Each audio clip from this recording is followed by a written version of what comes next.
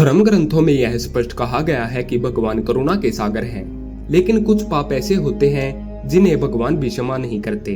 चाहे आप कितनी भी पूजा, व्रत, जाप या दान करें, कुछ पाप ऐसे हैं जो आत्मा पर अमिट कलंक छोड़ जाते हैं। ये पाप न केवल इस जन्म में दुख देते हैं, बल्कि अगले जन्मों में भी उसका भयानक फल भुगतना पड़ता है।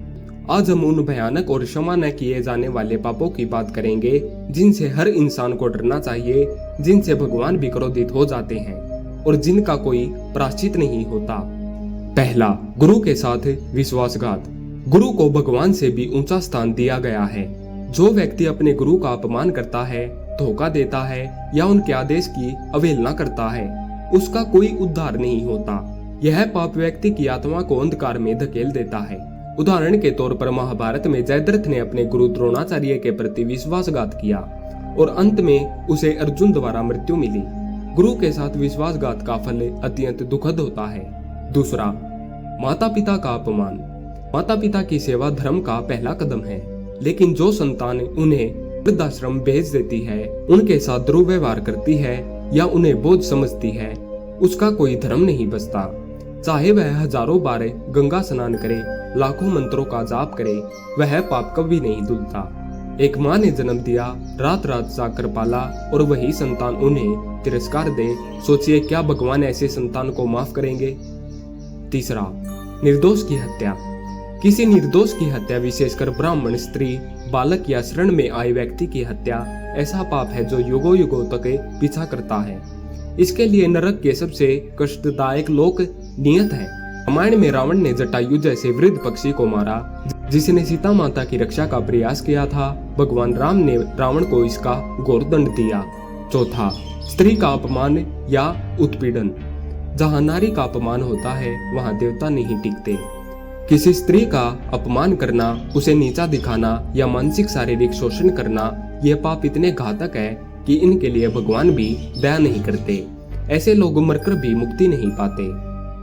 उदाहरण के तौर पर द्रौपदी चीरहरण के समय जो भी बोल रहे, चाहे वह पितामह भीष्म हो या धृतराष्ट्र, सबको भयानक पाप भोगना पड़ा। पांचवा, धोखा देना। किसी का विश्वास तोड़ना, झूठे वादे करना, प्रेम में धोखा देना या व्यापार में छल करना, ये कर्म व्यक्ति को नरक की ओर ले जाते हैं। भगवान श्री कृष्ण ने भी कहा है कि जो छल करता है उसे उसकी ही चाल में फंसना पड़ता है।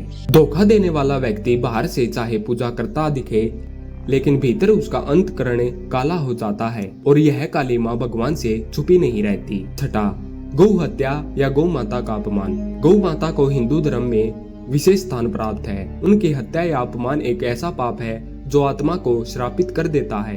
गौ हत्या करने वाला नरक की अग्नि में जलता है। गौ हत्या करने वाले को मृत्यु के बाद यमराज के दूत लोहे के कांटे से नोचते हैं। उसकी चीखें ब्रह्मांड में गूंजती हैं। सातवां, अन्न का अपमान। अन्न का तिरस्कार करना, भोजन फेंकना, भूखे को अन्न न देना, यह पाप देवताओं के कोप को आमंत्रित करता है। अन्न को ब्रह्म कहा गया है। उसका अपमान दरिद्रता और अकाल मृत्यु को बुलाता है। जब कोई भूखा होता है और उसे एक रोटी नहीं मिलती, तब वो भगवान की तरफ देखता है। ऐसे समय में कोई इंसान अगर आंख फेर ले तो वह केवल पाप कमा रहा है। आठवां, अंधविश्वास और झूठे बाबाओं का समर्थन। आजकल लोग ढोंगी बाबाओं के चक्कर में आकर सच और झूठ की पहचान खो देते हैं। जो जानबूझकर झूठे संतों का समर्थन करते हैं, भोले लोगों को धोखा देते हैं, वे हजारों लोगों के पाप अपने सिर पर ले लेते हैं। ऐसे पापों का हिसाब एक जीवन में नहीं चुकता, उन्हें जन्म जन्म लेने पड़ते हैं। नौवां, शरणागत की पीठ में छुरा घोंपना। कोई भी व्यक्ति जो डर या संकट में आपकी शरण में आता है और आप उसी को धोखा दे देते हैं, यह भगवान की अवमानना है। भगवान उसे भी क्षमा नहीं करते। शरण मांगना यानी आत्मसमर्पण करना, ऐसे में विश्वासघात करना महापाप होता है। यह सीधा सीधा धर्म का विनाश है। 10वां, अपनी गलती पर अड़ जाना। गलती करना मानवीय है, लेकिन गलती पर अड़ जाना यह राक्षसी वृत्ति है।